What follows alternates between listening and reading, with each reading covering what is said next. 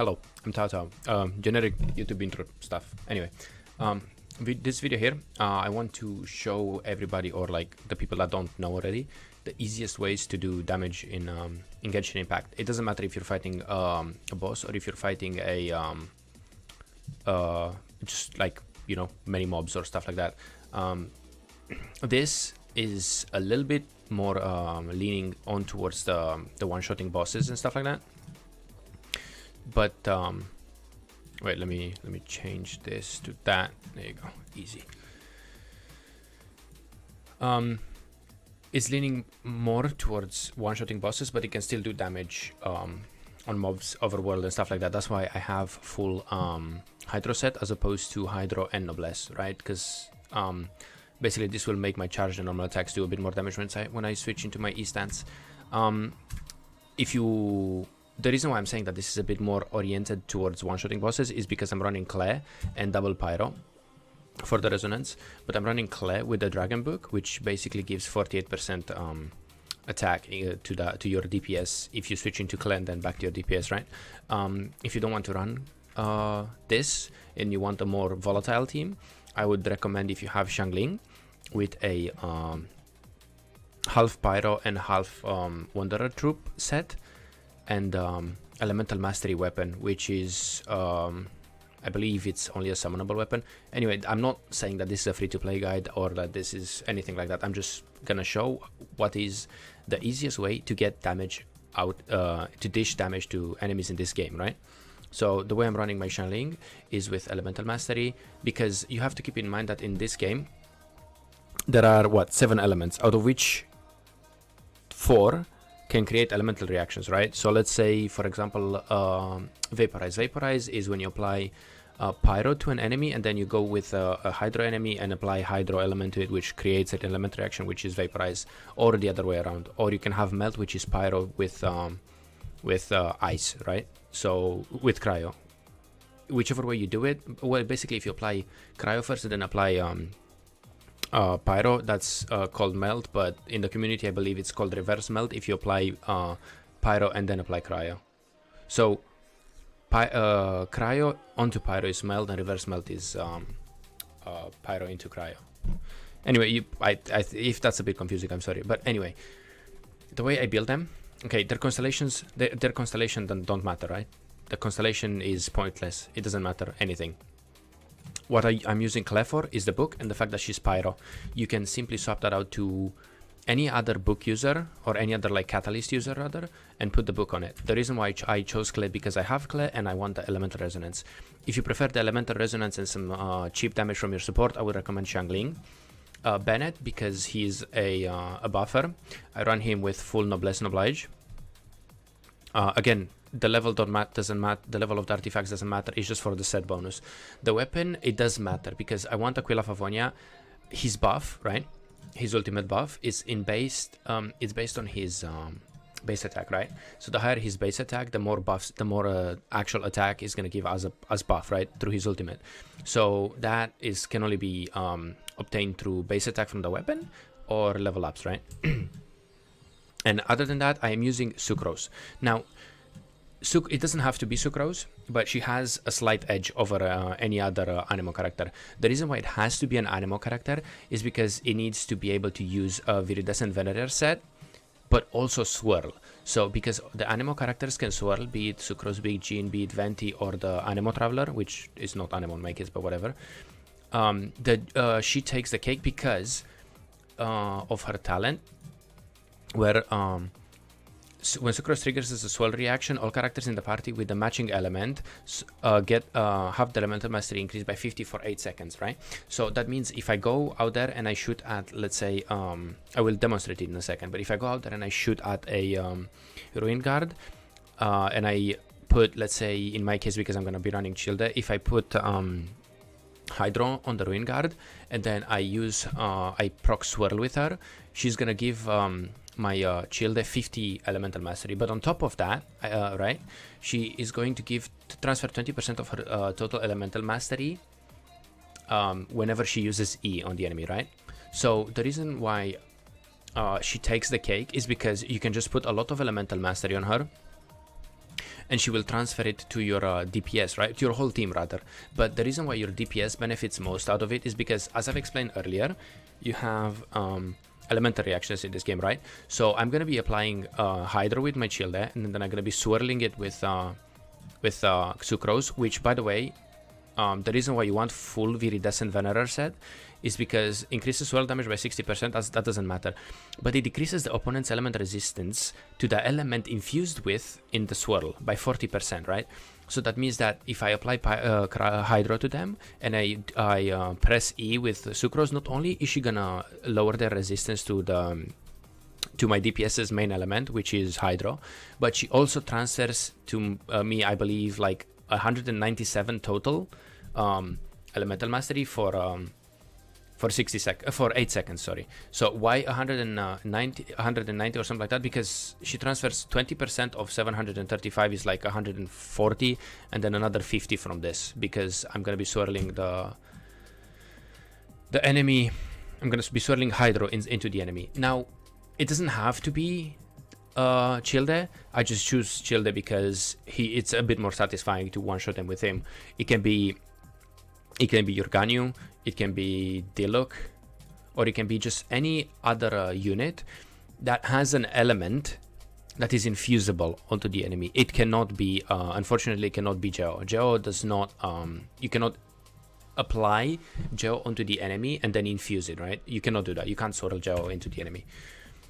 Right, so quick recap. I'm gonna be applying my mains DPS element onto the enemy. I'm gonna be swirling it, which gives me elemental mastery for my main DPS.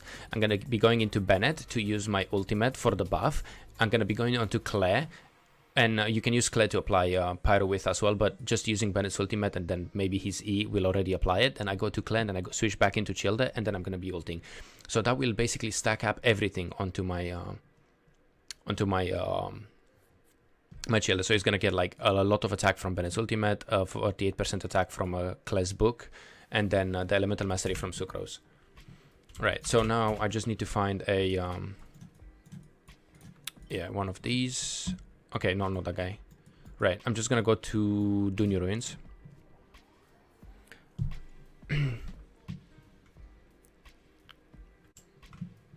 Like I said, this can be done with any DPS that has a infusible element. So what I'll be using on him is going to be the Skyward Harp, because crit rate and crit damage. This is literally the most busted weapon that you could use on him, in my opinion, and nothing that anybody can say can change my mind on that.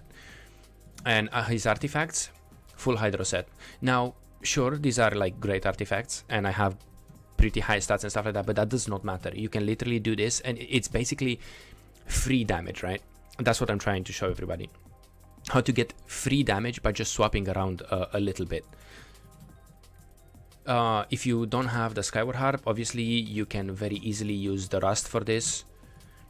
You can very easily use the Rust. You can very easily use Amos Bow. You can very easily use the Stringless. The only thing that I would suggest is that you swap his crit damage cap to crit rate. Because you want, for example, if I don't use the Harp here, I would use quite a lot of crit damage, crit rate, right? And some crit damage. But the thing is, when you attack, for example, even if it's with Chile or with any type of unit, right?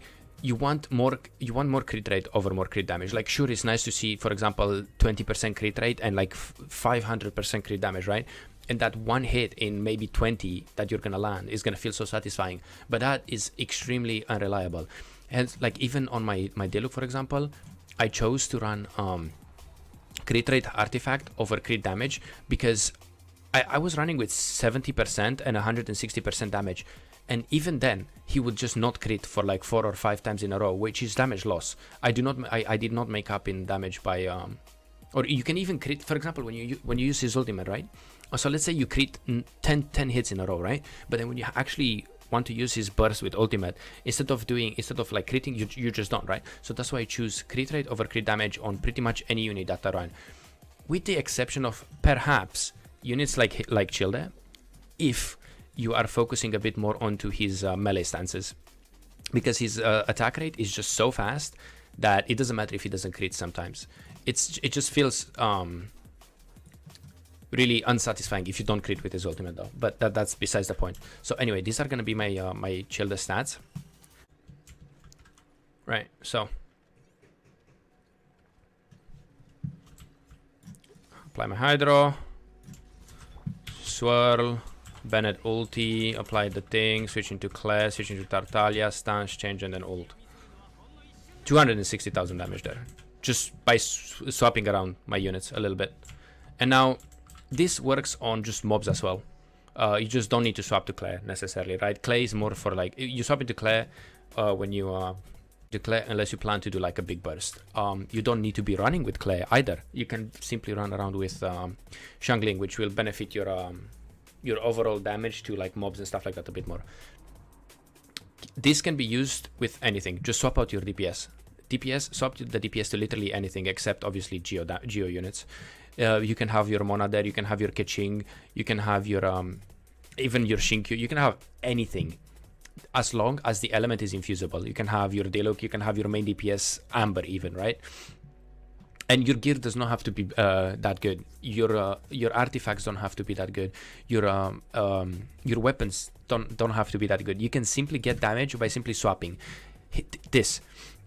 The reason why I have them enhanced on Sucrose is because obviously the more elemental mastery the better. But even if they were level 1 and she were to transfer a lot less elemental mastery, I could have still done over 100,000 damage to that guy over there. So the only unit you really need leveled up in here is Bennett and your DPS, and Sucrose to level 60 and Ascended to 70, so you can unlock the talent.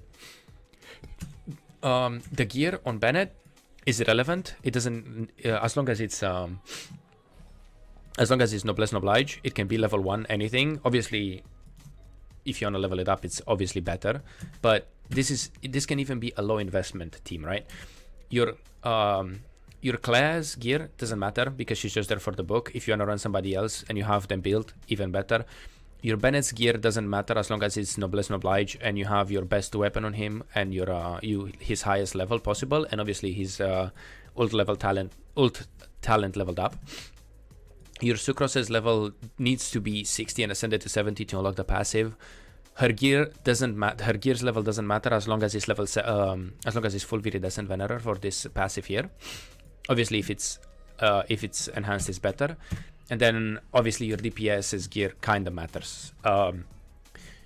It doesn't matter what weapon you run here, but because I'm running a crit rate weapon, I can afford running crit damage circlet. If you don't have a crit rate weapon, just run crit rate circlet. If you have if you have crit damage weapon or elemental mastery weapon, just make sure you outweigh it with running crit rate here. So you actually, take advantage of your crit hits. It doesn't matter if you're, for example, it doesn't matter if your crit rate is close to your crit damage. The more crit, even if your crit damage is low, right?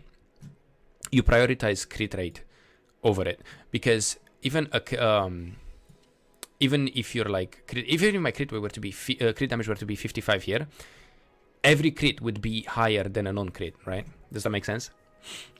So that's why I prioritize that over. That's why I prioritize crit rate over crit damage, with the like few exceptions, which is like Childe because the attack so fast, right?